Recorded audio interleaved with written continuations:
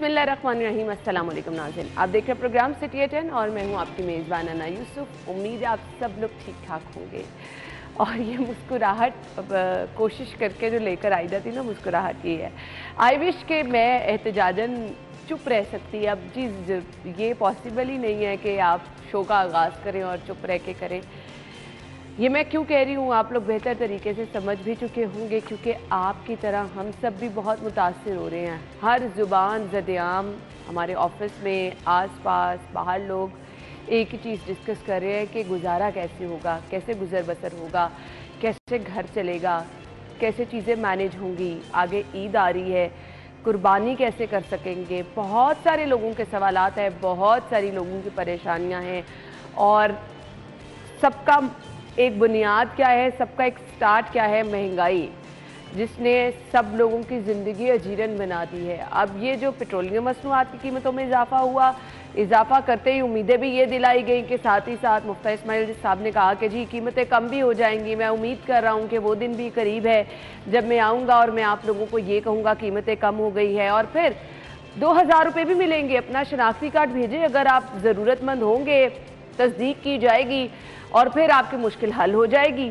फिर पेट्रोल जितना मर्जी महंगा हो, आप वो 2000 रुपये लें और मौजे करें। फिर आप समझ से बाहर है ये क्या किया जा रहा है, कौम के साथ मजाक किया जा रहा है। अभी मैं हेडलाइन देख रही थी, बिजली की कीमत में इजाफा हो गया, हर किस्म की सब्सिडी ख़त्म करते चले जा रहे हैं। अरे भाई, आप वैसे लोगों का गला घोंटें, उन्हें मार दें। क्योंकि कभी आप कहते हैं चाय का कप जो है वो 1 कप पी लें, कभी आप कहते हैं जी खाना ना खाएं, कभी आप कहते हैं चीनी का इस्तेमाल कम करें। किधर जाएं लोग, समझ से बाहर होता चला जा रहा है। वो तसल्लियाँ, वो उम्मीदें जो हम इकट्ठी करके ख़बरों के बावजूद स्टार्ट में लोगों को कहते हैं अच्छा जी पुरुमीद रहें, अच्छा जी मुस्कुराएं। एक्चुअली लोगों के घर में इस वक्त लड़ाई झगड़े हो रहे हैं। फाको किसी सूरत हाल उन लोगों के घरों में है जो लोग दिहाड़ी के 2, 4, 500 रुपये कमा के अपने घर में लेके जाते हैं। अभी मेकअप रूम में हमारे मेकअप आर्टिस्ट तमाम डिस्कस कर रहे थे कि अच्छा जी 200 रुपये में पेट्रोल डलवा के वो बाइक पे आते हैं और वापस जाते हैं। अब किस तरह आए जाएंगे। सो ये हर किसी का मसला बन चुका है। लेकिन अब अनफॉर्चुनेटली ये मसला ही रहेगा, ये आगे बढ़ेगा ही, क्योंकि आपको बार बार ये कहा जा रहा है कि ये कीमतें और बढ़ेंगी। क्या होगा समझ से बाहर है। खैर, प्रोग्राम का आगाज़ हम करते हैं आज के पहले सेगमेंट से। आज का पैगाम, आज की नेकी, एक दिन एक नेकी।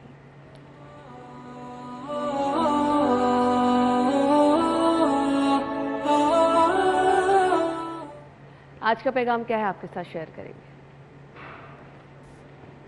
सल्ली अला रसूलिहिल करीम, अम्मा बाद। मेरे दोस्तों, बुज़ुर्गों, भाइयों और मेरी बहनों, देखना, अपने माँ बाप की कदर करना, अपने माँ बाप की इज़्ज़त करना, उनको महब्बत की निगाह से देखना। मेरे पास एक ख़ातून का फ़ोन आया, कहने लगी मौलाना मेरे 6 बेटे हैं, एक भी मुझे रखने के लिए तैयार नहीं है। हाय मेरे अल्लाह, आसमान क्यों नहीं फटा, ज़मीन क्यों नहीं फटी। जब ये ज़माना आ गया, माँ बाप की इज़्ज़त ख़त्म हो गई, कदर ख़त्म हो गई। खुदा की कसम, जो माँ बाप के साथ ऐसे करेगा उस वक्त तक उसकी मौत नहीं आएगी जब तक अल्लाह उसके साथ ये मामला नहीं करेंगे। अल्लाह हमें अपने माँ बाप की कदर करने की तौफ़ीक़ अता फ़रमाए। व आखिरु दावाना अनिल हम्दुलिल्लाहि रब्बिल आलमीन। आमीन सुम आमीन। ये थी जी आज की अच्छी बात। खबरों की तरफ चलते हैं, जो कि मेरा बिल्कुल दिल नहीं कर रहा। खैर, पहली खबर क्या है, हुकूमत ने अवाम पर फिर पेट्रोल बम गिरा दिया। पेट्रोल की कीमत में इजाफे का सिलसिला जारी है जी। पेट्रोल 24.03 रुपये, डीजल 59.16 रुपये फी लीटर महंगा।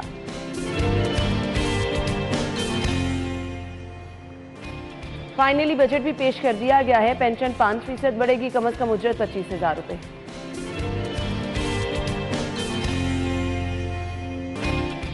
पंजाब असम्बली का इजलास, आईनी तनाज़ात की नज़र, 41वां इजलास, हुकूमत का है या अपोजिशन का नया तनाज़ा। और सरकारी अस्पताल में अद्वियात की मुफ्त फरहमी का मसला भी आज के शो में डिस्कस करेंगे।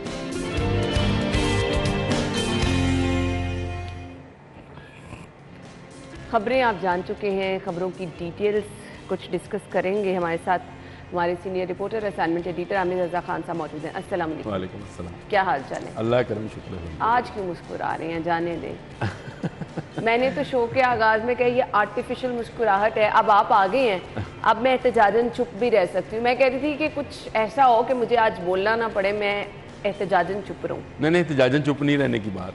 पेट्रोल बढ़ा तो सबको उससे फ़र्क तो पड़ेगा, और ये थोड़ा बहुत नहीं आमिर भाई, थोड़ा बहुत नहीं। ये मसला सिर्फ इस मुल्क का नहीं है, इस वक्त दुनिया का मसला, ग्लोबली। एक आप अगर विलेज में रहते हैं तो आपको उसी मुफ्ता इस्माइल साहब वाली तसल्लियां नहीं, मैं मुफ्ता इस्माइल वाली तसल्ली क्यों दूंगा? आपकी बड़ी मेहरबानी। पेट्रोल मुझे भी भाई 233 रुपये और 79 पैसे का जो है वो लीटर डलवाना है।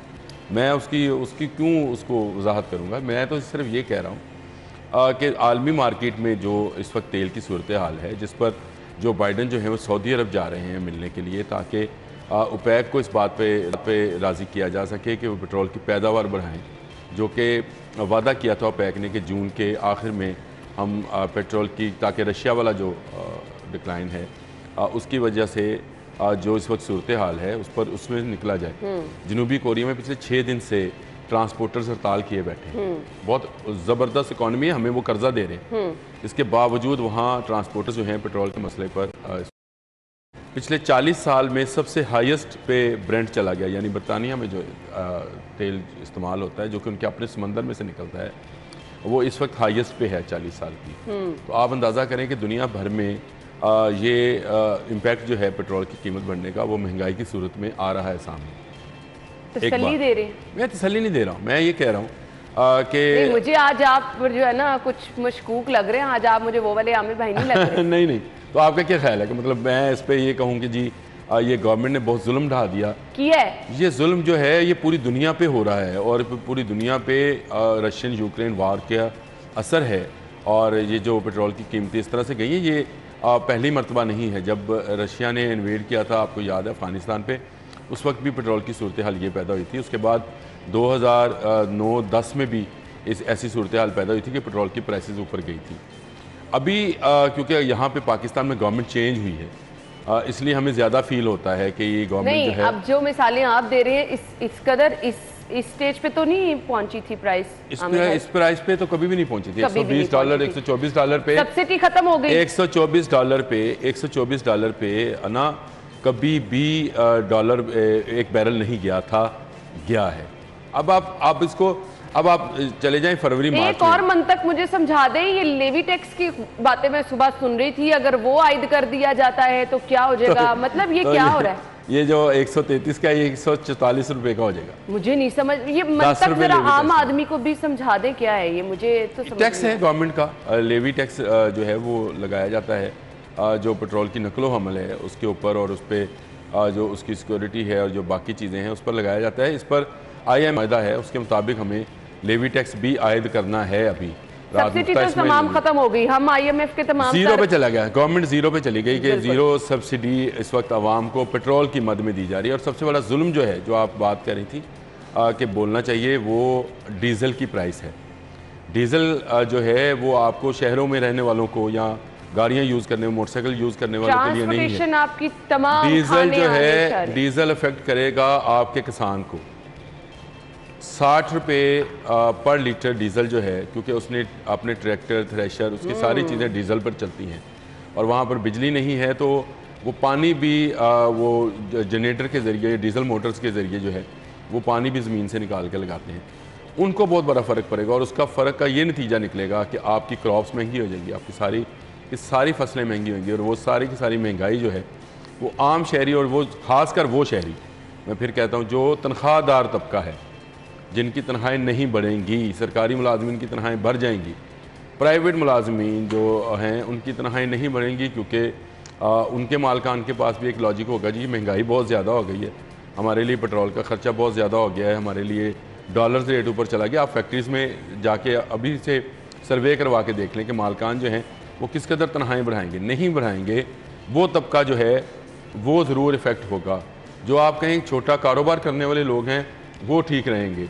मतलब मेरा जो साहब का ड्राइवर है वो बाइकिया चलाता है, वो आया था मुझे कल मिलने के लिए, तो वो खुश था, कहता जी पेट्रोल महंगा हुआ है, लोगों ने गाड़ियाँ छोड़ दी हैं, बाइकिया यूज कर रहे हैं, बिल्कुल और मैंने बाइकिया का रेट जो है वो उसमें मैं बढ़ा देता हूँ। मुझे कल दुर्रे नायाब ने बताया है कि गाड़ी खराब हो गई, मैंने गाड़ी साइड पे की और दोनों तरफ मैंने देखा गाड़ी का रेंट क्या आ रहा है, बाइक का रेंट क्या आ रहा है, मैंने बाइक पे आना प्रेफर किया। हाँ, तो क्या आप देख लेना, तो लोग गाड़ियां छोड़ के, बट साहब कह रहे हैं मैं इंतजार करता हूँ गाड़ी घर छोड़ के आगे के ऑफिस से किसी से लिफ्ट लेकर चले जाऊंगा। साहब की तो बली नहीं, अब मतलब आमिर भाई हर किसी ने अपने बजट के अकॉर्डिंग चीजें डिसाइड करनी है ना। मैं आपसे वही क्या बात करें लोग, मैं आपसे वही बात कर रहा हूँ ना कि लोगों को इस वक्त शदीद परेशानी है, और इस परेशानी में से निकालना भी हुकूमत ने है।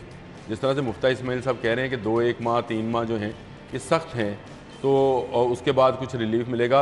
अच्छा मुझे ये रिलीफ मिलता। मुफ्ता इस्माइल साहब की इस गुफ्तगू का मुझे जरा मतलब बता दें। पेट्रोल बढ़ाते जाए, 2000 रुपया अगर आपने लेना है तो आप अपना ID कार्ड, वो तो है झूठ है। क्या है ये? वो 786 वाला जो है वो अभी आप कॉल मिला लें 786 पे, मैं मिला देता हूँ आपको कॉल। 786 पे कॉल मिलाएं तो वहाँ पे मेरा ख्याल है कोई आयतें शायतें कोई इस तरह की चीज़ें लगी होती हैं, और उसके बाद वो अहादीस सुनाते हैं। अहादीस सुनाने के बाद वो आपकी बारी नहीं आती है उसमें। हाँ, तो आप अंदाजा करें पागल बना रहे हैं लोगों को। वो इसी तरह से है 786 वाला मामला। वो 2000 रुपए लेने के लिए मैंने ना अपने दफ्तर के बहुत सारे लोगों से कहा कि यार ये 786 वाला करें तो कम से कम 2000 रुपये, आप जो बाइक पर आते हैं उनके लिए बहुत बड़ा रिलीफ होगा। हाँ। लेकिन वो कहते हैं जी हम मिलाते हैं, वहाँ से कोई फ़ोन उठाता नहीं है, बल्कि उसकी जगह पे शायद कोई पुरानी आयात। हाँ, ये ट्राई भी कर रहे हैं आमिर भाई। ये मैं ट्राई कर रहा हूँ, ये 786 पे मिलाया हुआ है मैंने, दोबारा मिलाता हूँ, नहीं मिला तो आप या मिलाते रहे आपको नहीं मिलेगा। आपका मिलाया हुआ नंबर मौजूद नहीं है, बराए मेहरबानी चेक। चले नहीं, नंबर ही मौजूद नहीं है आपका मिलाया हुआ। जरूर आप लोग ये भी ट्राई करें। 786 है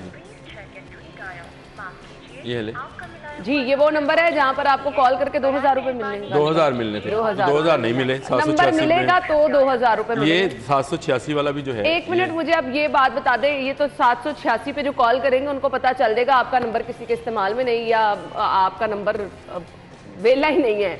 मुझे सिर्फ ये बता दें, ये जो 2000 रुपए हैं कितने टाइम इस्तेमाल कर लेंगे? नहीं, 2000 रुपए बाइक वाले को तो फर्क पड़ेगा, उसके लिए ये 24 रुपए 3 पैसे वाला फर्क निकल जाएगा। या आप किसी बाइक वाले से पूछ लें, अगर उसको 2000 रुपये इजाफी मिले तो इसका ये 24 रुपये 3 पैसे वाला जो फ़र्क है वो निकल जाएगा।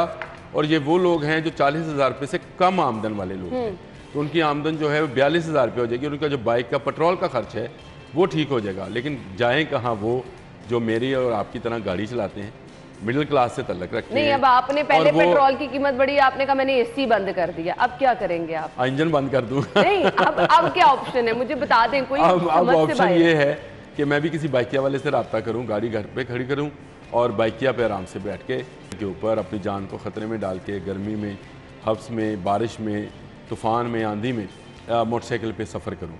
ये मेरे पास एक हल रह गया है। इसके अलावा तो गाड़ी चलाना अब गाड़ी चलाने वालों के लिए मुमकिन नहीं रहा। आप यकीन माने, मैं प्रेस कॉन्फ्रेंस रात को देख रही थी, मैं ट्विटर पे साथ साथ पोस्ट लगा रही थी, और जैसे एक बंदा सख्ते में आ जाता है और चुप लग जाती है ना, ये मेरी हालत। ये चुप तो मुझे भी लगी हुई थी। ये तो आप ये ना कहें कि मुझे इससे फ़र्क नहीं पड़ता, फ़र्क पड़ता है।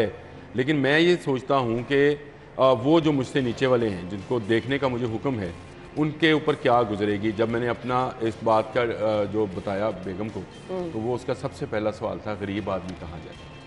सही बात है, गरीब आदमी कहाँ जाएगा? ये मुफ्ता इस्माइल साहब को भी सोचना चाहिए।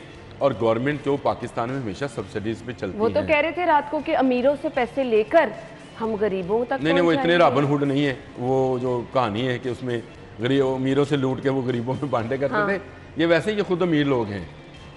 ये कोकम। अब जरा मुझे ये बता दें, इनको फर्क पड़ेगा पेट्रोल की कीमत? इनको क्या फर्क पड़ना है? इनके सरकारी पेट्रोल्स हैं, इनको सरकारी बिजली सारी चीजें मिलती हैं। ये गवर्नमेंट में ना भी हों, ये जितने भी लोग बैठे हुए थे या प्रेस कॉन्फ्रेंस में जो 2 लोग बैठे थे, ये इनको इन पेट्रोल के बढ़ने से इनको कोई फर्क नहीं पड़ने वाला। इनकी गाड़ियां जो है, इन लोगों को फर्क नहीं पड़ता। गाड़ियां महंगी हो जाए, इनको फर्क नहीं पड़ेगा। इनको किसी चीज का, ये किसी ना किसी बड़े कारोबार के साथ मुंसलिक होते हैं। बिल्कुल आपने सही कहा। इनको गरीब का एहसास कैसे होगा? अच्छा, अब असम्बलियों में वो जाते नहीं है जो गरीब हैं, उनको जाने का रास्ता इस जमहूरियत के अंदर बंद कर दिया गया है। आपने एक इलेक्शन लड़ना है तो आपको उसके लिए करोड़ों रुपए चाहिए होते हैं, तो फिर आपको लाजमी बात है कि कुछ किसी लैंड माफिया को टिकट देना पड़ेगा, किसी आपको बड़े कारोबारी जाइंट को टिकट देना पड़ेगा, क्योंकि उसने पैसा लगाना है और करोड़ों रुपए इन्वॉल्व हैं। जो करोड़ों रुपए लगाएगा, मुझे बताएं वो क्या कमाएगा? नहीं। बिल्कुल आपने सही। वो फिर आपसे फाइलें साइन कराएगा, फिर आपको ब्लैकमेल करेगा, फिर वो आपको अगर ब्लैकमेल करके आपसे जो अपनी बातें मनवाएगा, उससे वो करोड़ों रुपए मजीद कमा लेगा। बिल्कुल असल मामला वही है कि जो तनख्वाहदार तबका है, मैं बार बार ये बात कर रहा हूँ, ताजर बरादरी को फ़र्क नहीं पड़ता है, वो कीमतें बढ़ा देते हैं। कागज़ की कीमत ज़्यादा हुई, उसको क्या फ़र्क पड़ा। मैं रात इंग्लिश की कापी लेने गया था आम की, वो जो 30 रुपए की कापी थी 60 रुपए में मिली। हाँ, क्या फ़र्क पड़ा उनको, क्या पड़ा, उन्होंने कीमतें बढ़ा दी। कारोबारी और उसको क्या फ़र्क पड़ा, उसने तो 5 रुपए बल्कि अपने पल्ले से लगा दिए साथ कि जी ये 5 रुपए मजीद इजाफा कर देते हैं ताकि वो हमारा जो खर्चा है, जो बिजली की कीमत बढ़ेगी, जो बाकी वो भी निकल जाएगा। फ़र्क तो पड़ता है जो कापियाँ किताबें लेने जाता है। मुझे एक बात बता दें, लोग क्यों नहीं एहतजाज कर रहे हैं, लोग क्यों चुप करके बैठे हैं? एहतजाज करने के लिए भी किसी हिम्मत की ज़रूरत होती है और मेरा ख्याल है लोगों में ये हिम्मत ख़त्म हो चुकी है। सही आपने कहा। अब आप वो कहते हैं जी एक दिहाड़ी जो हमने एहतजाज पे लगानी है वो काम पे लगाएं ताकि वो ना मारी जाए। यहाँ पे मसला ये है कि अगर मैं एहतजाज करने के लिए बाहर निकलूँ तो आज की दिहाड़ी मेरी गई, और मैं दिहाड़ीदार बंदा हूँ तो मेरा घर का चूल्हा नहीं जलेगा, चूल्हा नहीं जलेगा तो बच्चे रोएंगे, तो मैं एहतजाज करने कैसे बाहर निकलूँ। लेकिन ये सारी चीज़ें आहिस्ता आहिस्ता आहिस्ता एक लावा सा पकता चला जाएगा, और अगर ये महंगाई का ये तसलसल ना रुका तो ये वाकई में किसी इनकलाब का पेशकदमा भी हो सकता है। मैंने दुनिया के जितने इनकलाब है, चाहे इनकलाब फ्रांस है, चाहे जो खाना जंगी अमेरिका में हुई थी, वो सारी भूख पे हुई थी। तो अभी हम भूख बढ़ाते चले जा रहे हैं और लोगों की आसाइशें कम करते चले जा रहे हैं। ऐसे ही है आमिर भाई। मुझे आयशा ब्रेक का बार बार कह रही हैं, ब्रेक ले लेते हैं, ब्रेक के बाद वापस आएंगे हमारे साथ ही।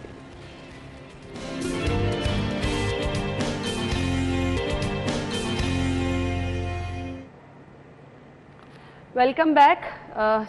पेट्रोल की कीमत तो बढ़ गई, अब आफ्टर शॉक्स क्या होंगे, इसके बाद क्या होने वाला है? इसके बाद ये होगा कि जी आपकी फल, सब्जियां, दूध, अंडे, डबल रोटी, मतलब जो चीज़ें आप खरीदते हैं रोज़ाना के इस्तेमाल की, घी, ऑयल, इसकी कीमत में भी इजाफा होता चला जाएगा। हमने किसको जिम्मेदार कहना है? मुझे सिर्फ ये बता दें, जिन्होंने ऐलानात करने हैं वो तो रात के अंधेरे में आते हैं, प्रेस कॉन्फ्रेंस करते हैं, जाकर ठंडे कमरों में सो जाते हैं। ये भी अच्छा करते हैं, रात के अंधेरे में करते हैं। ये दिन के उजाले में करें तो लाइनें लग जाए, जैसे पेट्रोल की लाइनें पिछली मरतबा लगी थी एक अफवाह के ऊपर। ये अगर पहले ऐलान होता तो कल मैं शायद पेट्रोल ना डलवा सकता। मैं गया तो पेट्रोल पंप खाली था, तो मैंने पेट्रोल डलवा लिया गाड़ी के अंदर। अगर ये मामला होता और ये पहले से अफवाह निकल आती, पहले तो अफवाह ये निकाली गई कि समरी मुस्तरद कर दी गई। हाँ, ऐसे ही है। किसी एक चैनल ने गैर जिम्मेदारी का सबूत देते हुए ऐसी खबर दी जो कि कंफर्म नहीं थी। उससे लेकिन फ़ायदा ये हुआ कि पेट्रोल पंप से लाइनें नहीं लगी, लेकिन उसका नुकसान ये हुआ घरों में बैठे लोग जो है दांत सींच रहे थे अपने, और उसके साथ साथ वो गुस्से का इजहार कर रहे थे। उनका ब्लड प्रेशर जो था वो हाई होता चला जा रहा था, क्योंकि 24 रुपये 3 पैसे इजाफा बहुत बड़ा इजाफा है, और 21 दिन में आप 80 रुपये का इजाफा कर चुके हैं पेट्रोल की कीमतों में। ये आम आदमी के बस की बात नहीं रही कि वो पेट्रोल की टैंकी में पेट्रोल डलवाए और फिर वो गाड़ी अपनी फैमिली के लिए इस्तेमाल करे। आज मैंने देखा कि ट्रैफिक भी कम थी। Yes, exactly. ये आज लोग परेशानी के आलम में, कई लोग तो दफातर में नहीं गए होंगे, ऑफिस में नहीं गए। जो आपने बात की घरों में अब बहस छिड़ जाएगी कि जहाँ से हम डबल रोटी लेते हैं उससे सस्ती डबल रोटी फलां दुकान से मिलती है, वहाँ से ले लें। इस तरह की बहसें होंगी। उसका जायका नहीं है, उसका जायका है, ये खाना है, ये नहीं खाना है। ये बहुत बड़ी और बहुत लंबी बहस है। इसके बाद लोग अगर खाना पीना भी कम करेंगे तो उसका इम्पैक्ट भी जो आपकी मार्केट पर ही आएगा। चीज़ें कम बिकेंगी तो इसका इम्पैक्ट किस पे जाएगा? अगेन वो मार्केट पे जाएगा। मुझे तो वो दुकानों पे मुलाजम लड़के नज़र आते हैं जिनको, जो बेचारे आपके घरों में पानी सप्लाई करते हैं या दुकान पर आपको सर्विस फराहम करते हैं, वो कहाँ जाएंगे? रात पानी वाला मुझे कह रहा था जी मेरा लड़का जो कम पैसों की वजह से वो चला गया, उसने कहा जी मैंने काम नहीं करना, और मैं बाइक पर जो पानी आपके घर डिलीवर करता हूँ वो मेरे लिए मुमकिन नहीं रहा कि मैं आपको सस्ते दाम में दूँ। जो पानी मैं ख़रीद के भी पीता हूँ, क्योंकि वासा के बस की बात नहीं है साफ़ पानी बचाना, तो वो पानी ख़रीद के भी जो वो महंगा होता चला जा रहा है। महंगाई इस कदर ज़्यादा होती चली जा रही है। और इसमें सिर्फ मेरा ख्याल है, जो आपकी दूसरी खबर है, सरकारी मुलाजमीन वो खुश हैं कि उनको डिस्पैरिटी अलाउंस भी मिलेगा, उनको 15% इजाफा भी है, जो रिटायर्ड हैं उनकी पेंशन में भी इजाफा है। गैर सरकारी मुलाजिम कहाँ जाएगा? उसके लिए आपने कोई ऐलान नहीं किया, उसके लिए आपने किसी को पाबंद नहीं बना रखा। जितनी आपकी इंडस्ट्रीज़ हैं, जितनी आपकी मार्केट्स हैं, उसमें जो लड़के काम करते हैं, क्या किसी जगह पे लेबर की चेकिंग होती है? आपका लेबर डिपार्टमेंट क्या काम करता है? क्या वो जाके चेक करता है कि एक बंदा जो है मुलाजम है महाना पे, उसकी ज़िंदगी में क्या फ़र्क पड़ेगा। यही मुफ्ता इस्माइल साहब से कहा गया कि ये 25,000 रुपये हैं, इससे आप एक गरीब आदमी के घर का बजट बना के दिखा दें। तो इन्होंने साफ इनकार किया कि ये काम मेरे, आप अरबों का बजट बनाना बड़ा आसान है, अरबों डॉलर्स का, अरबों का बजट बनाना बड़ा आसान है, और उसमें ये कह देना कि आम आदमी की ज़िंदगी में फ़र्क नहीं पड़ेगा, अमीर आदमी से हम टैक्स लेंगे और गरीबों में बांटेंगे। आप 25,000 रुपये में जो आपने अनाउंस किया हुआ है, एक तनख्वाह, हालांकि इससे भी कम तनख्वाह लोगों को मिलती है, 25,000 रुपये में आप एक घर का बजट बना के, जो 4 अफराद पर मुश्तमिल घर हो, बहुत बड़ा घराना ना हो, 4 अफराद का घराना है जिसमें बच्चे स्कूल जाते हैं या कॉलेज जाते हैं, उसका आप बजट बना कर मुफ्ता इस्माइल साहब दिखा दें तो हम आपको मान जाएं। आज लोग परेशान हैं, और ये परेशानी मैंने पहले भी कहा कि दुनिया में जितने इनकलाब आए हैं वो भूख के नतीजे में आए हैं, और ये इनकलाब भी जो है ये आ ना जाए, और अल्लाह ताला इससे इस मुल्क को महफूज रखे। लेकिन जिस नहज पर आप महंगाई को लेकर जा रहे हैं, महफूज रहने वाले नहीं लग रहे। बुखारी साहब सीनियर तज्जियाकार हमें ज्वाइन कर चुके हैं। बुखारी साहब अस्सलाम वालेकुम। जी वालेकुम सलाम। क्या हाल चाल है सर आपके?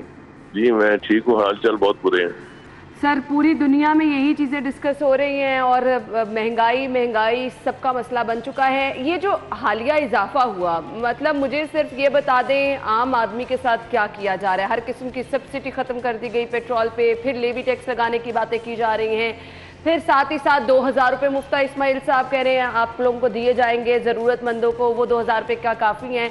इतना बड़ा ऐलान करके आप तसल्लियाँ ये दे रहे हैं कि इंशाल्लाह मैं कभी आऊँगा और ये भी कहूँगा पेट्रोल की कीमत कम हो गई।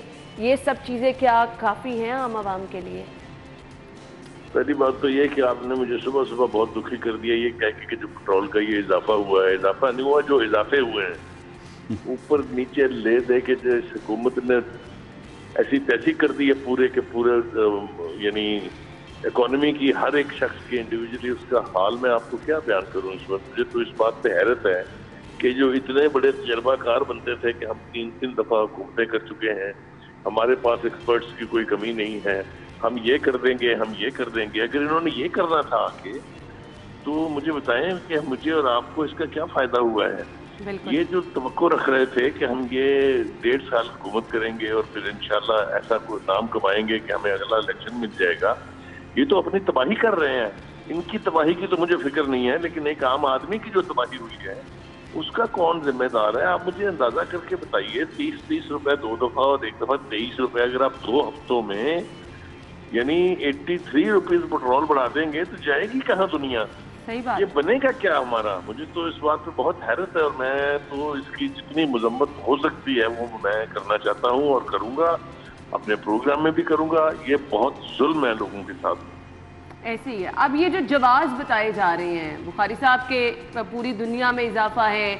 अगर आप यूएई को देख लें, आप देख लें जी, दुबई में देख लें, कीमतें बड़ी हैं, उनके पास तो वाफिर पेट्रोल है। मुझे ये जो तसल्लियाँ दी जा रही थी वो तसल्लियाँ समझ में नहीं आ रही हैं।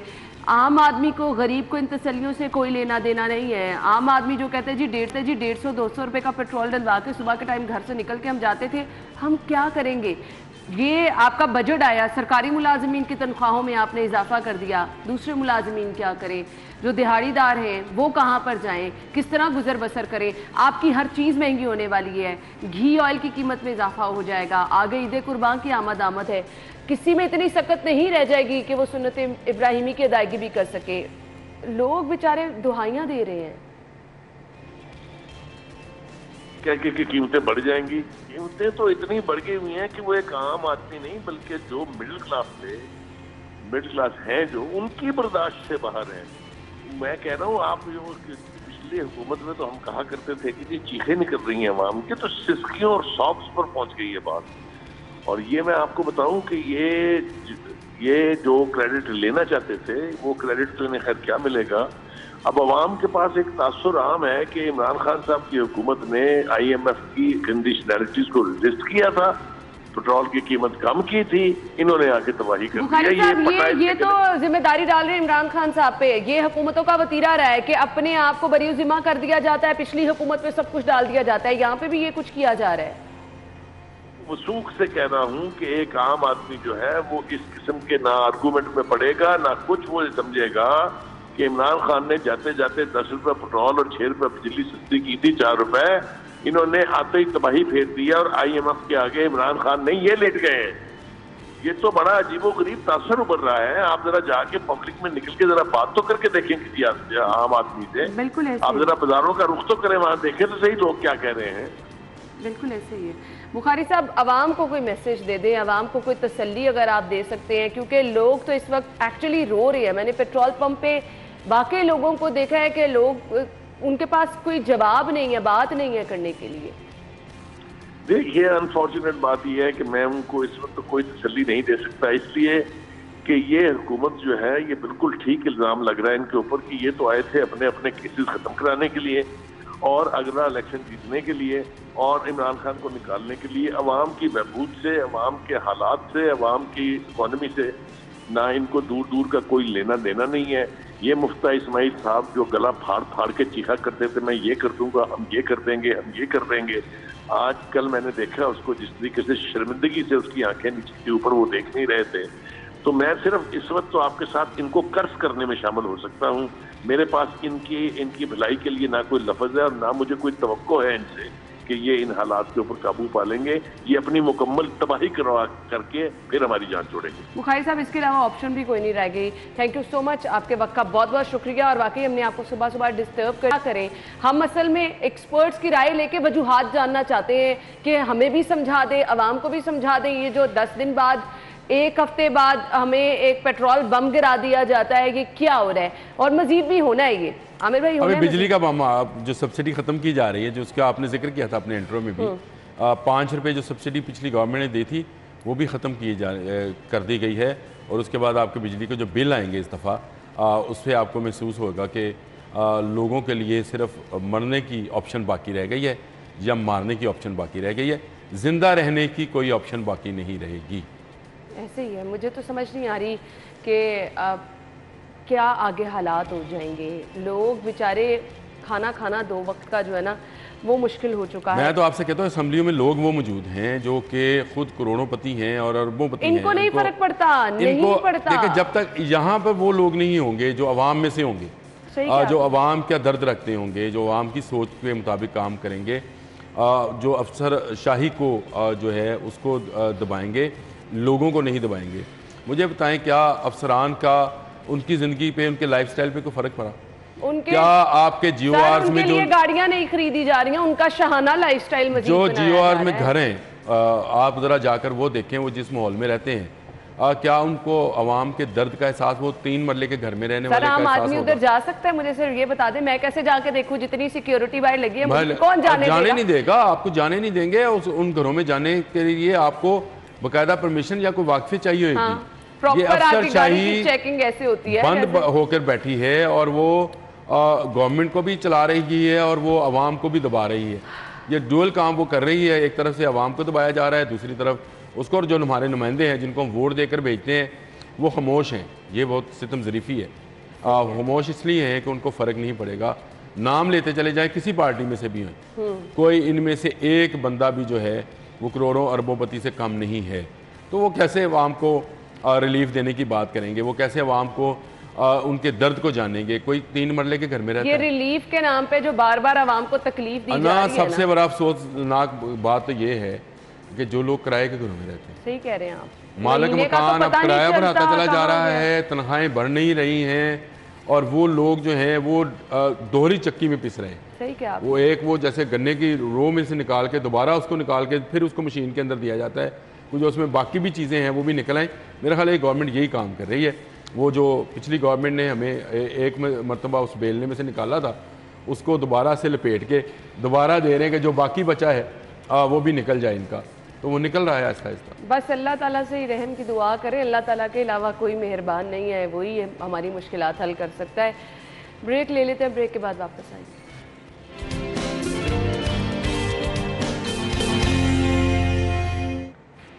खुश आमदीद आपको एक बार फिर से शो में कहेंगे। और कल पंजाब असम्बली का इजलास हुआ, लेकिन समझना ये है कि इजलास कौन सा था, ईवान इकबाल वाला या पंजाब असम्बली वाला?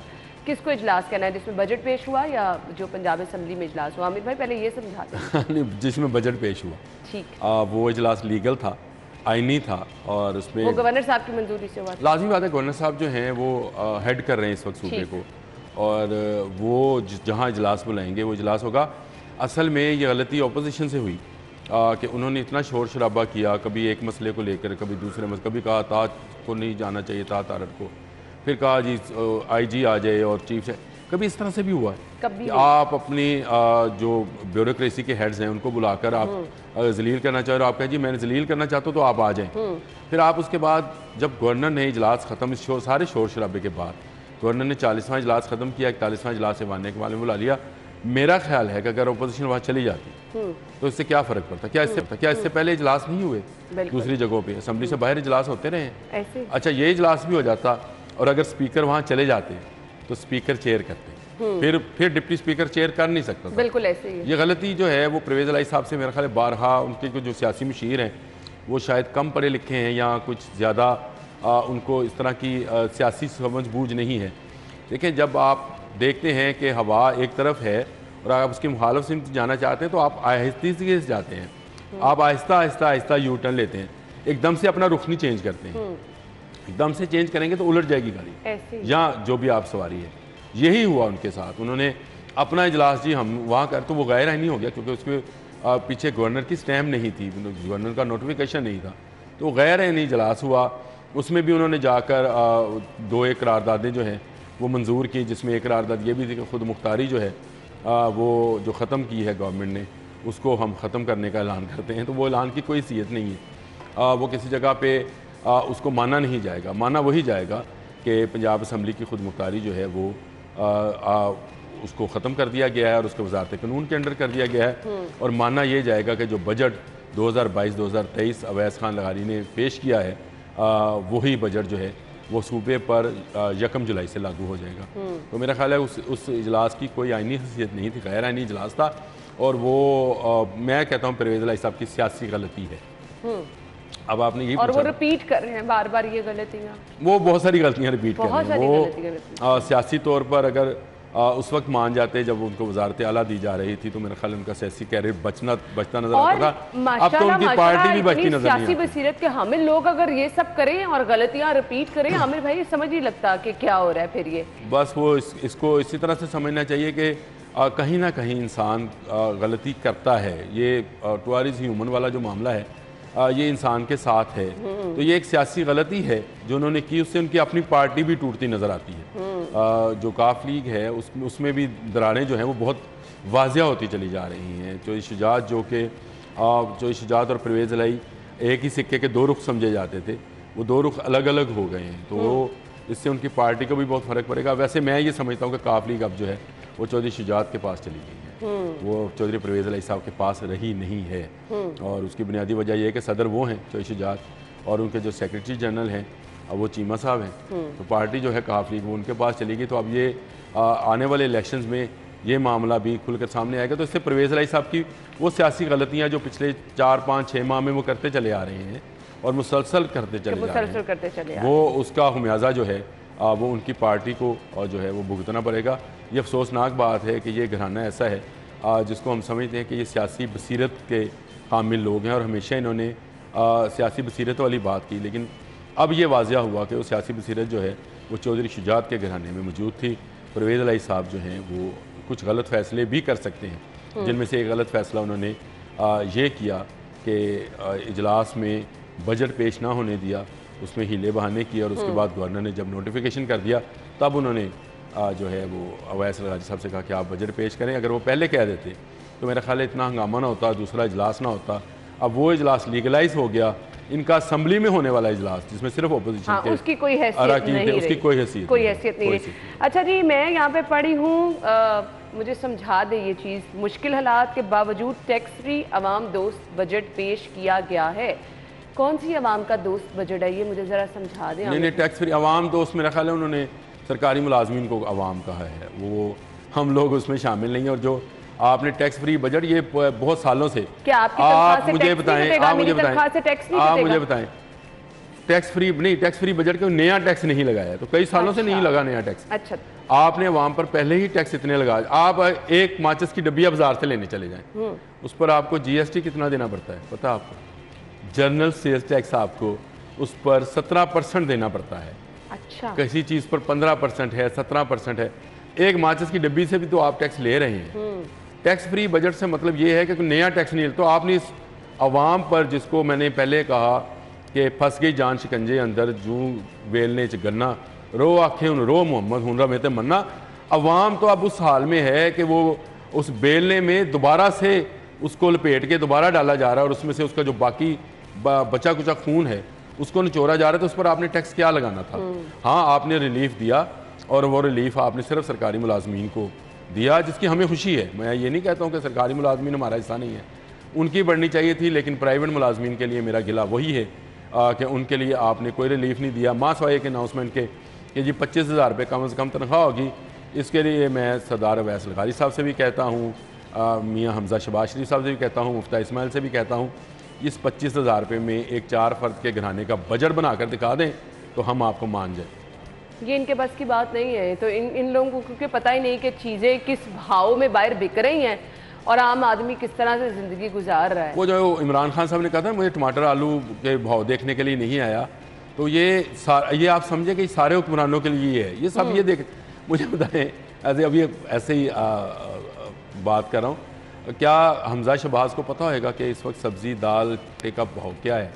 लोग जब बाजार में उसको लेने जाते हैं तो किस भाव में मिलती है? बिल्कुल, उनको बहुत ज़्यादा पता होगा ना। तो ये पता होगा कि डीसी रेट में आज डीसी ने क्या रेट निकाला था, वो भी जो मीटिंग, और उस पर कभी कोई चीज़ किसी को मिली हो। हाँ, तो मैं अभी दावा करता हूँ कि मुझे सामने माँ सवाए एक डीसी को शायद उस रेट पे चीज़ मिलती हो। हाँ। जो डीसी रेट निकलता है, क्योंकि जब वो अच्छी चीज़ मिलती हो। ये आज तस्वीर छपी है, डीसी साहब जो हैं एक तंदूर पे खड़े हैं, वो कहते हैं जी कीमतों का जायजा ले रहे हैं। तो मुझे बताएं, डीसी और उसके पुलिस एहलकार और उसके साथ बाकी जितना अमला है वो खड़ा होगा, तो क्या नान वाला कहेगा मैं 20 रुपए का नान बेच रहा हूँ? बिल्कुल सही बात है। आम आदमी से पूछे जी, मैं मुझसे पूछे, नान 20 रुपए का मिल रहा है, रोटी 15 रुपए की मिल रही है, ऐसे कहाँ है आपकी गवर्नमेंट 20 सेकंड रह गए आमिर भाई, मुझे वाइंड अप करना है। ना कोई तसल्ली देनी है, ना कोई उम्मीद दिलानी है, बस अपना जो है ना हालात खुद ही बेहतर करें, कुछ आपके लिए बेहतरी नहीं होने वाली। Thank you so much Aamir भाई।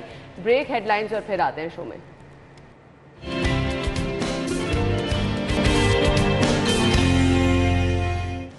Welcome back. प्रोग्राम में आपको एक बार फिर से खुशामदीद कहेंगे। सेगमेंट्स हम शामिल कर रहे हैं और सेगमेंट्स में सबसे पहले, क्योंकि आज पूरे दिन की खबरों में, पूरे दिन के हमारे शो के रनडाउन में बेहतर क्या था, सिर्फ और सिर्फ जो कि आपसे हम शेयर कर सकते हैं, मुस्कुरा के कर सकते हैं, खुश हो सकते हैं, जिसपे वो था जी मौसम बेहतर होगा शहर का कुछ। तो हमने कहा कि आपको मौसम के बारे में कुछ अच्छी तरह से बता दें। सो आज का मौसम कैसा है जान लेते हैं टुडेज वेदर में।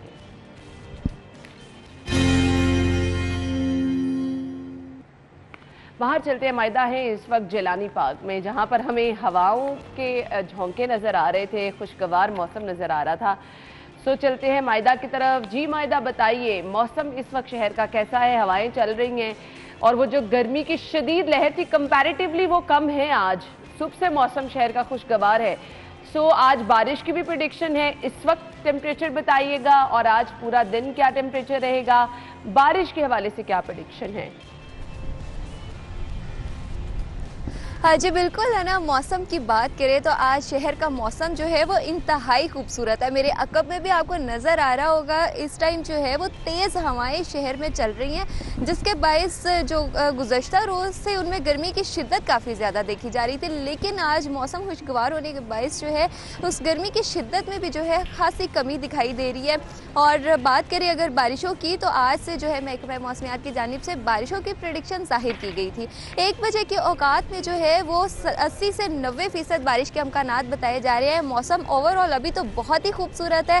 ठंडी हवाएं भी चल रही हैं 40 किलोमीटर फी घंटा की रफ्तार से, जिससे मौसम में जो है वो काफ़ी कदरे बेहतरी देखने में नज़र आ रही है। और उसी के साथ साथ लोगों के चेहरे जो है वो बड़े खिलखिलाते हुए दिखाई दे रहे हैं। यहाँ पार्क में जो है बाकायदा खवातीन और मर्द भी यहाँ पर आए हुए, फैमिलीज भी यहाँ पर आई हुई हैं और इस मौसम को, इन ठंडी हवाओं को जो है वो बड़े खूबसूरत अंदाज में घूम फिर कर जो है वो इंजॉय करते हुए दिखाई दे रहे हैं। बारिशें जो हैं वो 1 बजे के बाद जो है महकमा मौसमियात की जानिब से बताया जा रहा है कि हमारे शहर में मायदा ये बताइएगा, अच्छी खासी गर्मी थी और आज हम देख रहे हैं बाहर मौसम खुशगवार है, हवा चल रही है। ऑब्वियसली लाहौरिया तो एंजॉय करते ही हैं, स्पेशल घर में खानों के लिए फरमाइशें शुरू हो जाती हैं अगर मौसम अच्छा हो। बारिश 1 बजे के बाद आप बता रही हैं चांसेस हैं। क्या तेज़ बारिश होने वाली है? मुसलसल वक्फे से बारिश होगी, क्योंकि इसको हम प्री मॉनसून का आगाज़ भी कह रहे हैं। तो बताइएगा, बारिश क्या मुसलसल रहेगी, तेज बारिश होगी, हल्की बारिश होगी, क्या प्रेडिक्शन है? जी बिल्कुल है ना, महकमा मौसमियात की जानिब से तो यही बताया जा रहा है कि बारिशें जो हैं वो मुसलसल रहेंगी और मामूल से हटकर जो है वो काफ़ी ज़्यादा बारिशें जो है हमारे शहर में बरसेंगी। ठीक है जी मायदा, मैं चाहूँगी कि आप इस वक्त हमारे नाजरीन को बाहर का एक नज़ारा दिखा दें कि जलानी पार्क में इस वक्त क्या मनाजिर है। अच्छा जी, इतनी गर्मी में नाज़रीन आपको भी पता है कि चरिंद परिंद आपको रूठे हुए नज़र आते हैं, दूर दूर तक नज़र नहीं आते चरिंद परिंद। और आज क्योंकि मौसम खुशगवार है तो आज आपको बाहर एक खूबसूरत सा मंजर नज़र आ रहा है। तो मायदा, अपने कैमरामैन को ज़रा कहें कि हमें अब आपके इर्द गिर्द के मनाजिर दिखाएं, क्या है, कितना खूबसूरत मंजर है, हवाएं चल रही हैं, वो आपके बालों से तो हम अंदाज़ा लगा ही रहे हैं वैसे। जी बिल्कुल है ना, अगर आपको मेरे कैमरामैन दिखा सकें तो इस टाइम जहां पर मैं मौजूद यहाँ पर भी मौसम जो है आपको मेरे अकब में नज़र आ रहा होगा। उसी के साथ साथ जो है यहाँ पर चरिंद परिंद जो है वो भी बहुत यहाँ पर खिलखिलाते हुए और यहाँ पर घास में जो है वो चलते फिरते नज़र आ रहे हैं। खास तौर पर चिड़ियाँ जो है यहाँ घास पर जो है वो चलते हुए दिखाई दे रही थी। मेरे कैमरामैन ने जो है बाकायदा अपने कैमरा में जो है उनकी फुटेज को किया है और देख सकते हैं आप शायद जो है स्क्रीन पर। यहाँ पर मौसम तो बहुत खूबसूरत है, लोग भी जो बिल्कुल, और कुदरत का ये नज़ारा जो इस वक्त हम आपके पीछे देख रहे हैं, हरियाली भी नज़र आ रही है और फूल पौधे जो है वो झूम रहे हैं। इस कदर गर्मी थी तो ना सिर्फ ये मौसम हम इंसान इंजॉय करते हैं बल्कि ये चरिंद परिंद, ये पौधे, अल्लाह ताला के जितने मखलूक़ात हैं हम देख रहे हैं, वो चाहे परिंदे हैं, वो चाहे इंसान हैं, इस मौसम को जो है वो भरपूर तरीके से इंजॉय करें। खैर, बारिश की भी प्रेडिक्शन है, इस वक्त 1 बजे के बाद कहा जा रहा है बारिश होगी, यानी मौसम अच्छा हो जाएगा शहर का। एक बड़ा अजाब जो लोड शेडिंग का आपको भुगतना पड़ रहा है, उससे भी थोड़ा सा रिलीफ इस तरह से मिलेगा कि अगर बारिश हो जाती है तो चलें, लाइट तब भी उस सूरत में भी जानी है, लेकिन मौसम खुशगवार होगा तो वो जो गर्मी की शिद्दत इतनी ज़्यादा होती है उसमें कदरे बेहतरी आएगी। थैंक यू सो मच मायदा, हमें मौसम की सूरत हाल बता रही थी। शहर का मौसम जो है इस वक्त बाहर खुशगवार है, हवाएं चल रही हैं और इसके साथ साथ आप भी अब इंतज़ार करना शुरू कर दें बारिश कब होगी। हम भी इंतज़ार करें बारिश कब होगी, क्योंकि जो मैक्सिमम चांसेस हैं वो हमने आपको बता दिए हैं कि 80 to 90% चांसेस हैं जी बारिश के 1 बजे के बाद।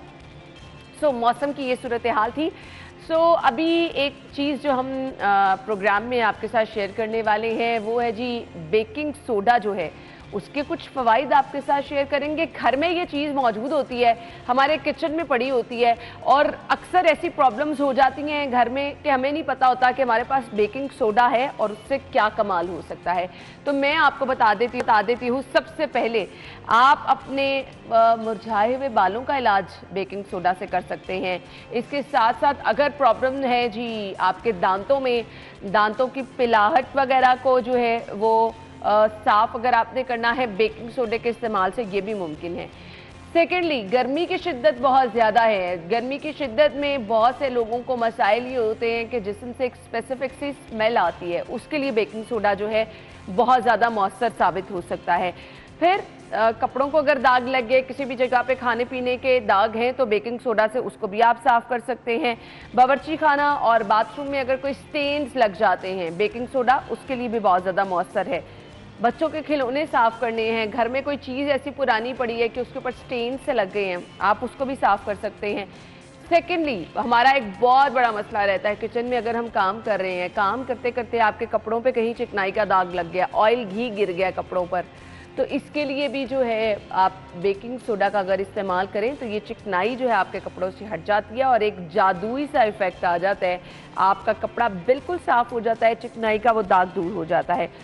इसके अलावा बहुत सारे लोग कहते हैं कि जी अगर आप अपनी स्किन को नरमो मुलायम चमकदार दिखाना चाह रहे हैं, फेशियल के लिए भी आप बेकिंग सोडा का इस्तेमाल कर सकते हैं, आपकी स्किन भी इससे बहुत ज़्यादा खूबसूरत नज़र आ सकती है।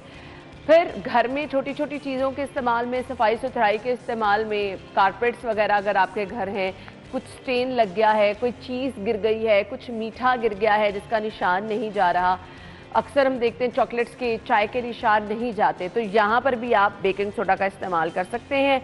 और इसके साथ साथ इसको मौसर तौर पर माउथ वॉश के लिए भी इस्तेमाल किया जा सकता है।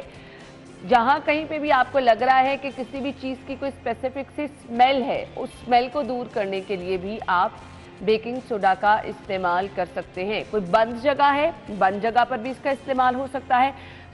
एक चीज़ जो कि आपके किचन में पड़ी है, कैबिनेट में बंद पड़ी है, आपको नहीं पता कि उसके ढेरों सारे फ़वाइद हैं, तो हमने ये लिस्ट आपके साथ शेयर कर दी है। जहाँ कहीं पे भी आपको लगे कि कोई प्रॉब्लम है तो आप बेकिंग सोडा का इस्तेमाल कर सकते हैं और बहुत सारे मसाइल हैं जिनको आप हल कर सकते हैं। तो ये आज की टिप थी, ज़रूर अपना फीडबैक इसके बारे में आप हमें दीजिएगा। खैर, हमने आगे बढ़ना है और अगला सेगमेंट शामिल करना है और आपको बताना है कि जी अगर आपने प्लान है जी मोबाइल ख़रीदने का करना, तो आज हमारे पास है सैमसंग के मॉडल्स। तो आपको कौन कौन सा मोबाइल कितनी कीमत पर मिलेगा। A13 मोबाइल है सैमसंग का 35,499 रुपीज़।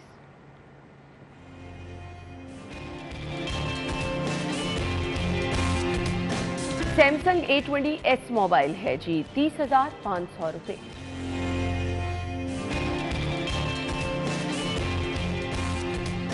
और अगर कुछ सस्ता मोबाइल खरीदना 23,999 रुपये का है सैमसंग A03 मोबाइल।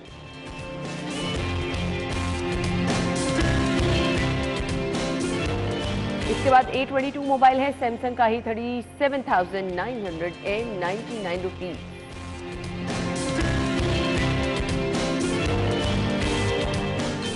तो मोबाइल रेट्स के बाद शॉपिंग अगर आपने करनी है तो शॉपिंग के लिए आपको बता देते हैं जी कहाँ कहाँ आप जा सकते हैं, ऑफ जहाँ लगी है। सेगमेंट शामिल कर लेते हैं बचत बाजार।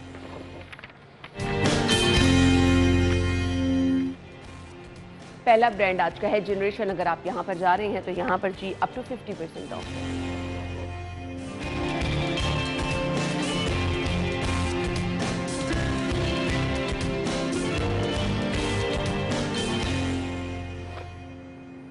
ईडन रोड पे अगर आप जाएंगे अप टू 50% ऑफ।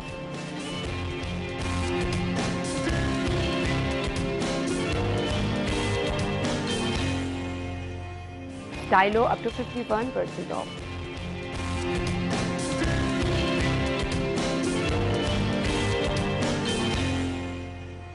कुगर पे अगर आप जाएंगे अप टू 50% ऑफ।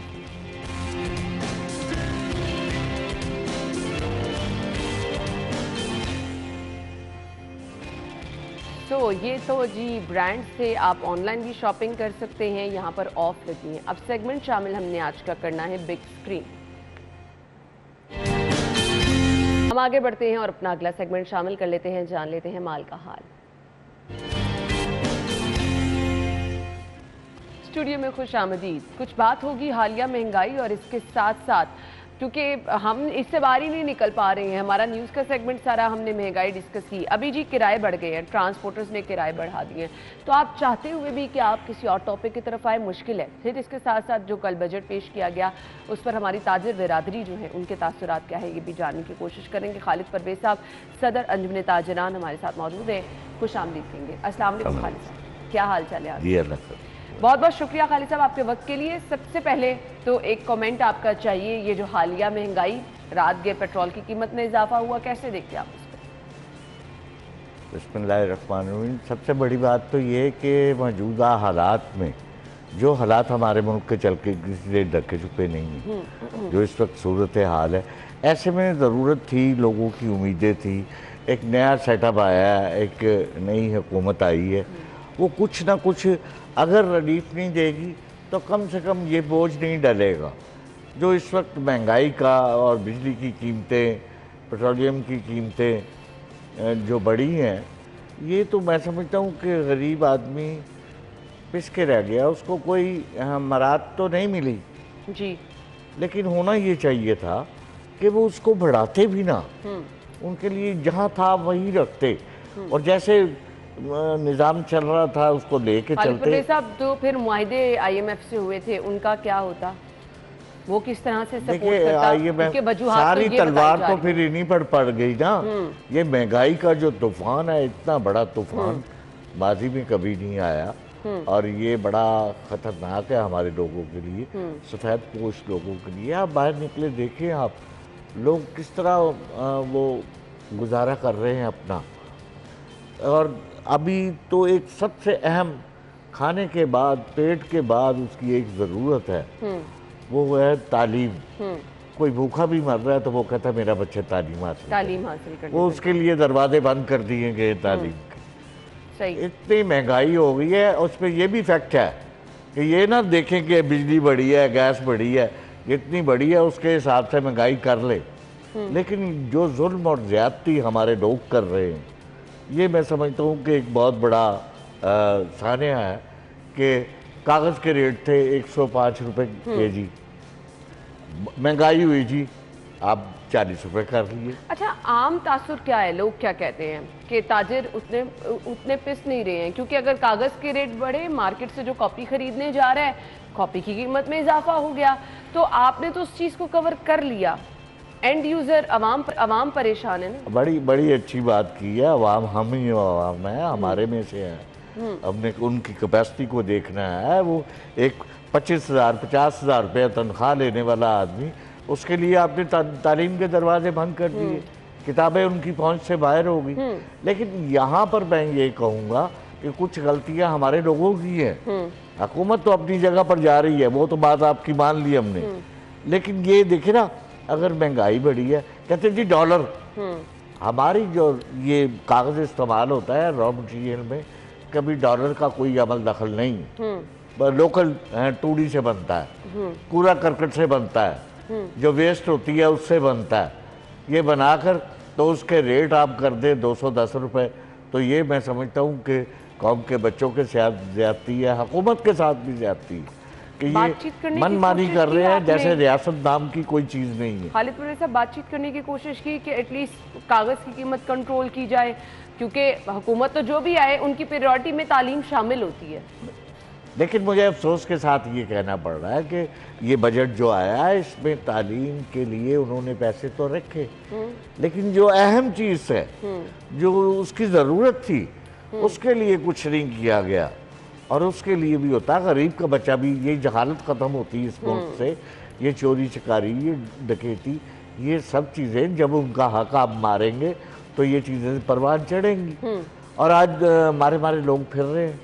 सही। और अच्छा, एक तरफ तो आवाम दोस्त बजट कह रहे हैं, उस पर बाद में आएंगे, ताजिर कम्युनिटी इस बजट को कैसे देखती है, सपोर्ट करते हैं आपको? देखिए, जो बजट की बात है तो उसमें हम तवक्कुआत कर रहे थे, उसको देख रहे थे कि चले कुछ तो उन लोगों को रिलीफ मिलेगा जो पिस रहे हैं, पिछले 4 साल से पिस रहे थे, उनकी उम्मीदें थी बड़ी कि नई गवर्नमेंट आई है, कुछ रिलीफ देगी ये थोड़ा बहुत।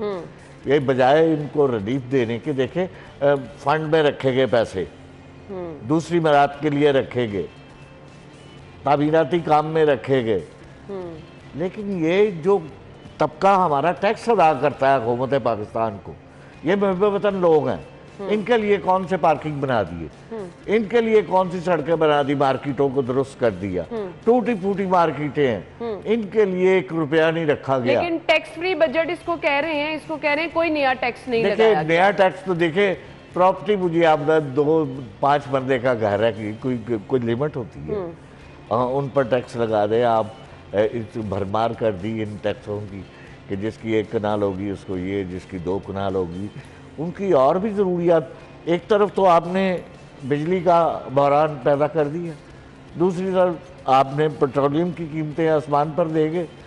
उसके बाद नहीं बनता कि किसी नए टैक्सेस में आजमाइश में डाला जाए, होना नहीं चाहिए था, टैक्स फ्री होना चाहिए था, ये टैक्स फ्री नहीं है, ये इससे ये भी टैक्स है, जो महंगाई का कौन जिम्मेदार है? बिल्कुल, ये आप उस तरह नहीं, इस तरह जेबों से पैसे हर चीज जब आपने खरीदने जाना है उस पर टैक्स अदा करना है, उसमें हर चीज होनी है, तो फिर आप टैक्स फ्री इसको किसको कैसे कह सकते हैं कि ये टैक्स लिया गया है और इस सूरत में लिया गया है, शक्ल में लोगों की समझ में ये बात नहीं है।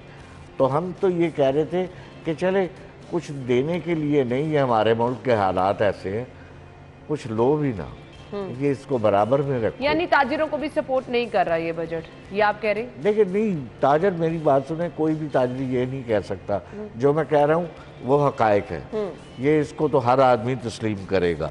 इसको आप बुरा बजट नहीं कहेंगे इन हालात में, इसको आप अच्छा बजट भी नहीं कह सकते इन हालात में, क्योंकि इसके सिस्टम है।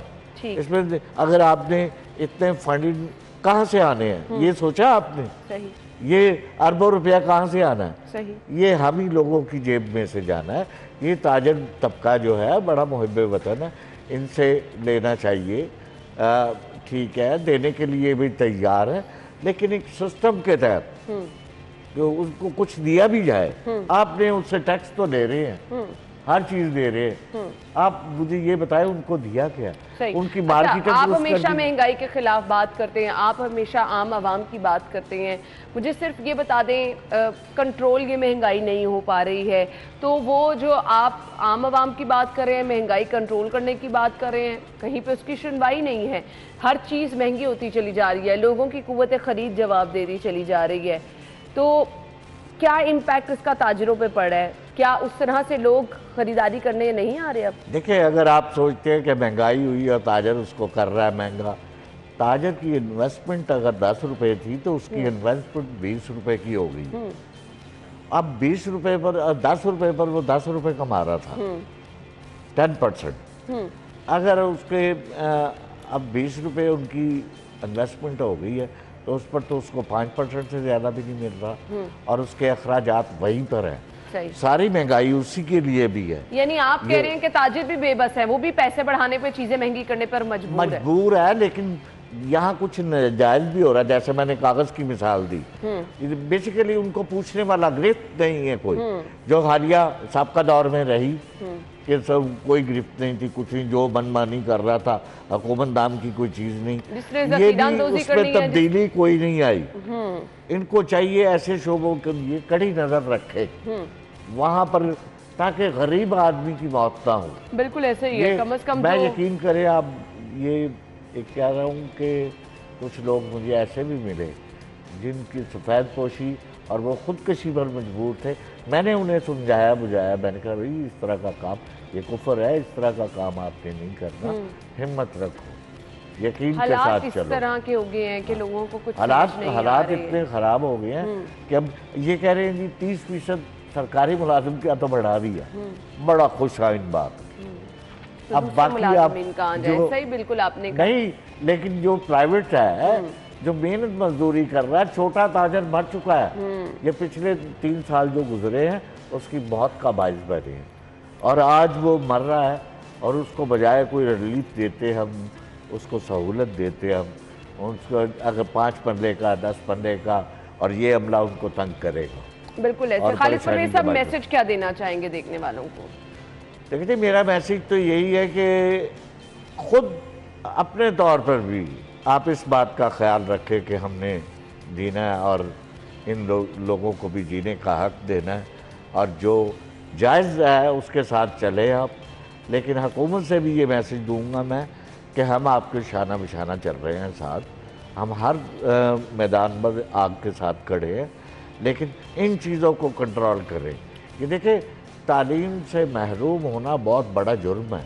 ये जो दहशतगर्द हैं और हैं, जो डाकू हैं, ओवरऑल माशरे में एक तबाही सी है, जहां पर तालीम नहीं आज है। उसके लिए आपने दरवाजे बंद कर दिए। मैं नहीं समझता कि 25 रुपए की कापी अगर 100 रुपए की अब मिलेगी, तो जो 50,000 रुपया तनख्वाह लेने वाला आदमी है अपने बच्चे को पढ़ा नहीं सकता, कैसे पढ़ाएगा? बिल्कुल आपने सही कहा, उनके लिए तो बहुत ज्यादा मुश्किल हो जाएगी। Thank you. और एक और अहम इशू जो है जी, हमारे यहाँ दुनिया के सारे निज़ाम चलते हैं, सब कुछ एक कुरान पाक के कैसी हमारा तजवीज़ी कुरान और ये तर्जमानुल कुरान, एक हुकूमत ने एक सिपारा निकाला है जो बच्चों को दीनी तालीम दी जाए, क्लासेस में ज़रूरी करा। उसके लिए मैं ये कहूँगा कि ये जुल्म ना करे, ये होना चाहिए, उम्दा कागज़ पे होना चाहिए, कम से कम उसकी क्वालिटी 80 ग्राम तक होना चाहिए। और ये अगर वो करेंगे तो इसके जिम्मेदार कौन होगा? इसकी जिम्मेदारी हुकूमत पर आएगी। सही। और ये बहुत बड़ा मैं समझता हूँ कि गैर कानूनी इक़दाम है। बिल्कुल जी, इस पर तो जी कोई कॉम्प्रोमाइज़ होना ही नहीं चाहिए, तो इस पर गवर्नमेंट को जो है ज़रूर इक़दाम करने चाहिए, जैसे खालिद परवेज साहब ने कहा। बहुत बहुत शुक्रिया आपके वक्त के लिए। नाज़रीन, हम लेंगे एक ब्रेक, ज्वाइन करेंगे आपको इस ब्रेक के बाद।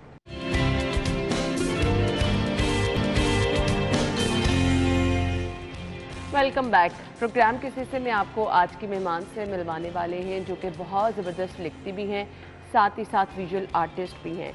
आर्ट के साथ साथ राइटिंग, मेरे ख्याल से ये अल्लाह ताला ने एक आपको ना डबल सलाहियतें दी हैं, डबल हुनर से नवाजा है। कहीं पर आप काम ज़बरदस्त कर रहे हैं जो कि देखने वालों की आंखों को हैरान करे, कहीं पे आप इतना ज़बरदस्त लिख भी रहे हैं कि लोग जो है वो दाद दे रहे हैं। खैर, हमारी मेहमान रिदा ज़ैनब हमारे साथ मौजूद हैं, हम उन्हें शो में वेलकम कहेंगे। अस्सलाम वालेकुम। वालेकुम सलाम। क्या हाल चाल है रिदा? मैं ठीक। Thank you Rida. सबसे पहले तो बताइएगा, ये विजुअल आर्ट जो कि आर्ट की एक टर्म है, क्या है ये, हमारे नाजरीन के लिए बता दीजिएगा। सो बेसिकली विजुअल का मतलब होता है कि एक तस्वीर है जो आपके सामने है।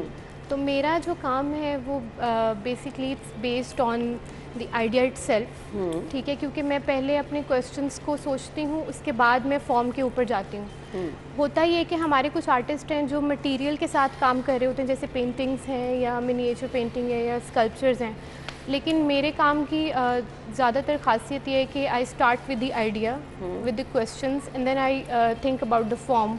अच्छा। और क्योंकि मुझे लगता है कि आपकी जो क्वेश्चंस आप एज एन आर्टिस्ट रेज करना चाह रहे हैं वो डिफाइन करते हैं कि आपकी फॉर्म क्या होनी चाहिए।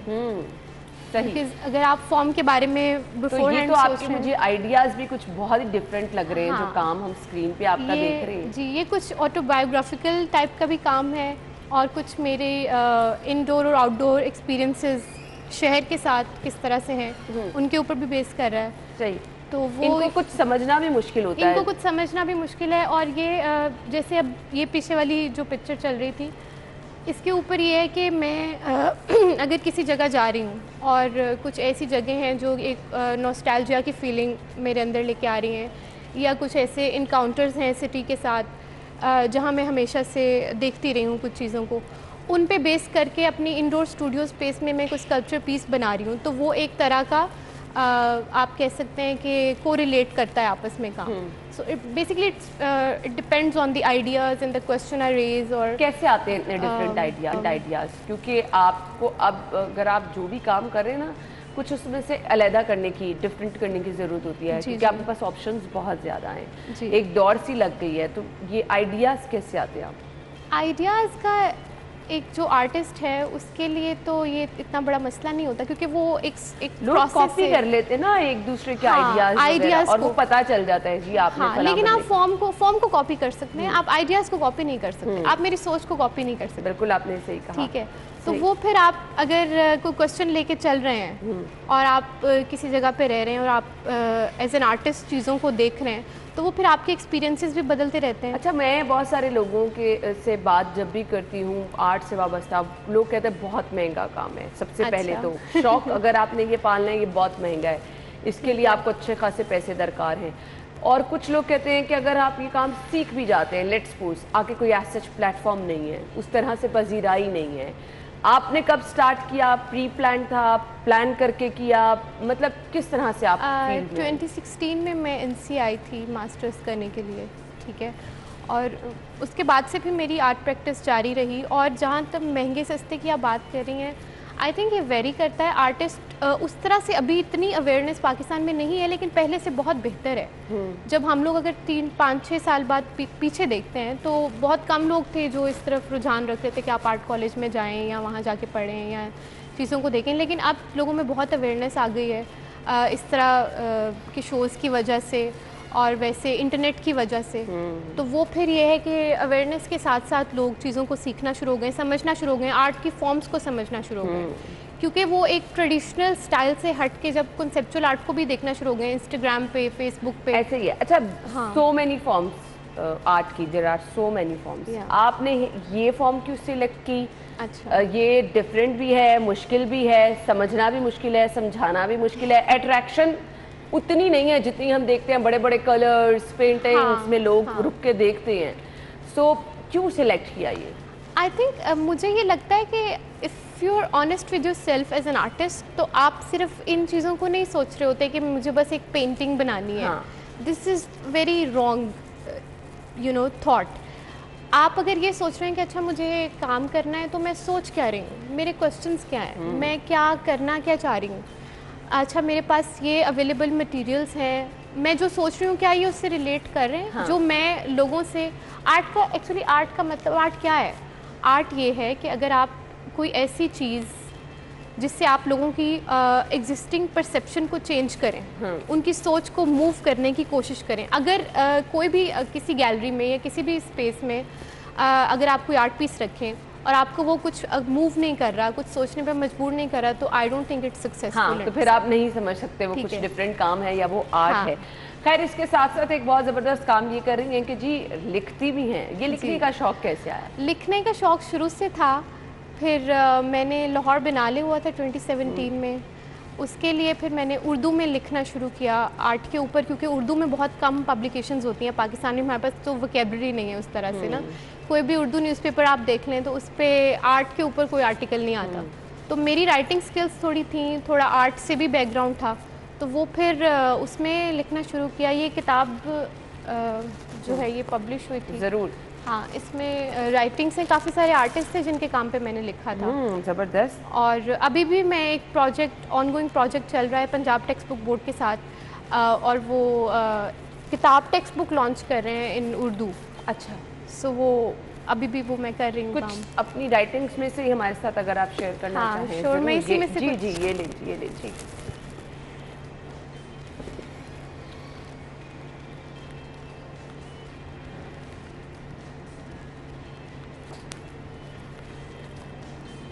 रिदा के लिए अभी ढूंढना कुछ मुश्किल हो रहा है, मुझे लगता है जो सिलेक्शन ढूंढ रही है वो कुछ मैं चाह रही हूँ कि वो, हाँ ठीक है। ये शिरीन निशात एक आर्टिस्ट हैं, ईरानी आर्टिस्ट हैं, न्यूयॉर्क में रहती हैं। उनके काम पे मैंने लिखा था। टर्ब्यूलेंट उनके काम का टाइटल था, जिसको मैंने ट्रांसलेट किया था बेकरार एक लफ्ज़ के साथ। तो मैं इसकी उर्दू आपको सुनाती हूँ। मैंने उर्दू में लिखा है इनके काम पे। टर्ब्यूलेंट स्टिल फोटोग्राफी से वीडियो इंस्टॉलेशन की तरफ तब्दीली का पहला कदम साबित हुआ। ईरानी माशरे की समाजी साख्त के सिलसिले में मर्द और औरत के तजाती मसले पर तवज्जो मरकूज़ करने की ये मेरी पहली कोशिश थी। इस काम का बुनियादी मौजू ईरानी ख़वातीन की मौसीकी से अदम मौजूदगी पर एक तहकीक है। आमतौर पर औरतों की ऐसी महफ़िलों में शामिल होने पर पाबंदी आयद है, जबकि मर्द हजरात ऐसी सरगर्मियों से लुत्फ़अंदोज़ हो सकते हैं। ये उनके कल्चर के बारे में सही। चलें जी, सॉरी हमारे पास अब इतना टाइम नहीं है कि हम इसको मज़ीद आगे कंटिन्यू करा सके, लेकिन गुड लक, बहुत ज़बरदस्त काम आप कर रही हैं, इसी तरह से करते रहिए। बहुत सारे लोगों के लिए ये मोटिवेशन भी होती है, ख़ास तौर पर लड़कियों के लिए जो कुछ आगे बढ़ के करना चाहती हैं। थैंक यू सो मच रज़ा, आपके वक्त का बहुत बहुत शुक्रिया। नाज़रीन, हम लेंगे एक ब्रेक और ब्रेक के बाद वापस आएंगे, हमारे साथ ही रहिएगा। Welcome back. प्रोग्राम के इस हिस्से में जी सेगमेंट शामिल कर रहे हैं today's healthy tip.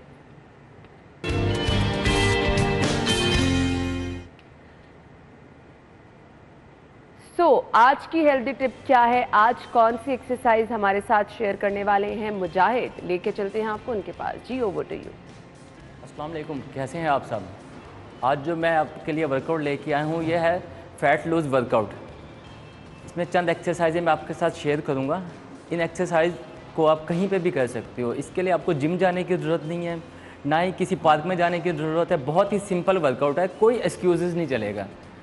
First exercise start करते हैं। फर्स्ट एक्सरसाइज का नाम है हाई नी रेजिज। हाई नी रेजिज कैसे करना है मैं आपको वो करके दिखाता हूँ, और इसको सही किस तरह परफॉर्म करना है। करते तो सभी हैं, बट मैं जो करके दिखा रहा हूँ आप वैसे ही परफॉर्म कीजिएगा। और मेरा आपके साथ ये वादा है, ये वर्कआउट प्लान आप 4 से 6 वीक करें, इसके बहुत से आपको बेनिफिट मिलेंगे। तो हम अपनी फर्स्ट एक्सरसाइज स्टार्ट करते हैं, हाई नी रेजिज। हाई नी रेजिज के लिए आपने अपने पाँव में इतना गैप रखना है विद शोल्डर विड। हाथ चाहे तो आप यहाँ पे भी रख सकते हैं, यहाँ पे भी रख सकते हैं, लेकिन मैं हाथ यहाँ पे रख रहा हूँ और मैं आपको करके दिखाता हूँ। फर्स्ट एक्सरसाइज ये हमारी है 1 2 3। ये करते हुए आपने एक चीज़ का ध्यान रखना है कि जब आपने हाई नी रेज करना है आपका पाँव पीछे ना जाए, आगे को उठे। 1 2। इस तरह आपने एक साइड के 20 और दूसरी साइड के 20 करने हैं। 2 से 3 सेट आपने इस एक्सरसाइज के बनाने हैं। ये थी हमारी हाई नी एक्सरसाइज। अब हम करते हैं अपनी सेकंड एक्सरसाइज, जिसका नाम है स्क्वाट्स दंड बैठक। दंड बैठक और स्क्वाट्स में क्या डिफरेंस है मैं आपके साथ वो भी शेयर करूंगा। मॉडर्न दौर है, दंड बैठक कोई नहीं करता। ये एक्सरसाइज हमारी लोअर बॉडी के लिए बहुत इफेक्टिव है। फर्स्ट ऑफ ऑल मैं आपको दंड बैठक करके दिखाऊंगा। इसके लिए आपने अपनी पोजीशन यही लेनी है जैसे हमने हाई नी रेज में ली थी। पाँव में बिड इतना गैप होना चाहिए, आपके शोल्डर बिड जितना। और जब आपने दंड बैठक करना है, दंड बैठक करते हुए आपके हाथ आपके जैसे आप नीचे जाओगे आपके हाथ भी साथ मूव करेंगे। लाइक ऐसे मैं आपको करके दिखाता हूँ। और हाँ, एक और चीज़, जब आपने नीचे जाना है आपने सांस भरना है अपनी बॉडी में, ब्रीथ इन, और जब आपने ऊपर आना है तो ब्रीथ आउट करना है। मैं आपको 3 रेपिटेशन फ्लो में करके दिखाता हूँ।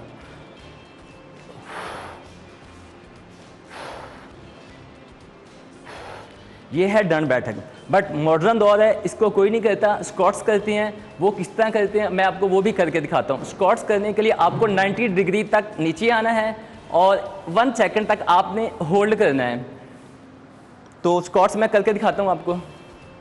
साइड पोस्ट से आप देख लीजिएगा, फिर मैं फ्रंट से भी करके दिखाता हूँ। इसमें भी आपका जो है पाँव में इतना ही गैप रहना है, आपके शोल्डर विड्थ जितना।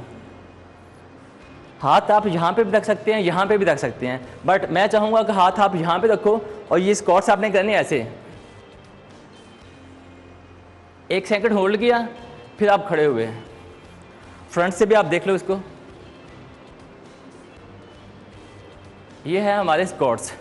ये थी हमारी सेकंड एक्सरसाइज। इसके भी आपने 10 से 12 रेपिटेशन करने हैं। इसके भी आपने 2 से 3 सेट बनाने हैं। एक चीज़ और मैं आपसे शेयर करता जाऊँ, ये वर्कआउट मेल फीमेल दोनों ही कर सकते हैं। जिसको अपनी बॉडी टून करनी है, फैट लूज़ करना है, उसके लिए ये बहुत हेल्प करेगा वर्कआउट। थर्ड एक्सरसाइज करते हैं। हमारी जो थर्ड एक्सरसाइज है वो है लेग रेजेस। लेग रेजेस किस तरह करनी है, उसके लिए हमें ज़मीन पर सीधा लेटना पड़ेगा। मैं आपको वो भी करके दिखाता हूँ और आपने इसको वैसे ही परफॉर्म करना है।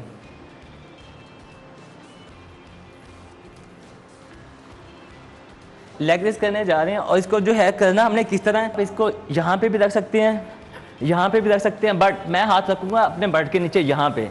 और लेग आपने बिल्कुल स्ट्रेट नहीं करने, अपने नी बैंड रखना है।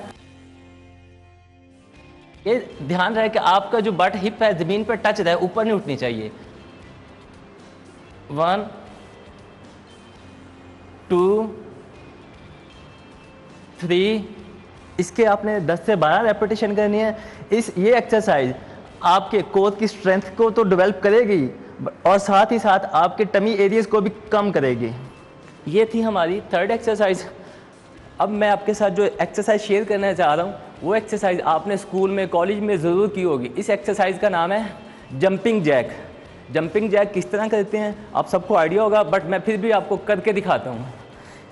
जैसे हमारे पाँव बाहर जाएंगे, हमारे हाथ ऊपर क्लोज होंगे, टैप करेंगे। किस तरह मैं आपको करके दिखाता हूँ फ्लो में। 1 2। ठीक है, थैंक यू सो मच मुजाहिद, आपने आज की टिप हमारे साथ शेयर की। अपना ख्याल रखिएगा नाज़रीन, कल होगी मुलाकात, तब तक के लिए अल्लाह हाफ़िज़।